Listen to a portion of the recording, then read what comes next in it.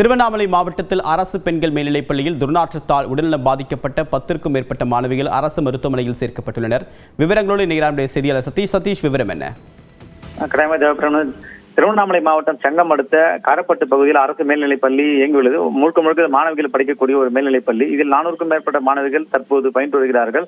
குறிப்பாக இன்று காலை கடவுள் வாழ்த்து முடித்து பள்ளி மாணவர்கள் பள்ளிக்கு சென்றுள்ளனர். அப்போது அந்த பள்ளியின் பின்புறத்தில் ஏற்கனவே துர்நாற்றம், அதாவது புதர் மண்டி கடந்துள்ளது. அதை அந்த நிர்வாகம் சார்பில் யாரும் சுத்தம் செய்யாததால் அடிக்கடி அங்கு துர்நாற்றம் வீசும் நிலைதான் உள்ளதாக அங்கு உள்ளவர் குறிப்பிடுகிறார்கள். அந்த துர்நாற்றமான ஜன்னல் வழியாக பள்ளி மாணவர்கள் இருக்கக்கூடிய அந்த வகுப்பறையில் வந்ததால இதில் 20க்கும் மேற்பட்ட மாணவர்கள் மூச்சு சுவாச கோளாறு ஏற்பட்டு அங்கே மயங்கி விழுந்துள்ளனர். இதில் அதிகமாக பாதிக்கப்பட்ட 10க்கும் மேற்பட்டோர் அங்கிருந்து 108 ஆம்புலன்ஸ் மூலமாக காரப்பட்டு பகுதியில் இருந்து திருவண்ணாமலை அரசு மருத்துவமனைக்கு அங்கு மருத்துவமனை சிகிச்சை அளிக்கப்பட்டுள்ளார்கள். மாணவர்கள் நலமாக உள்ளார்கள்.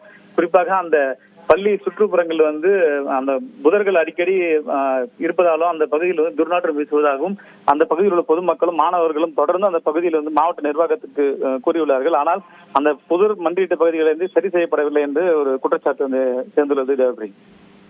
உங்களுடைய விரிவான தகவலுக்கு நன்றி சதீஷ்.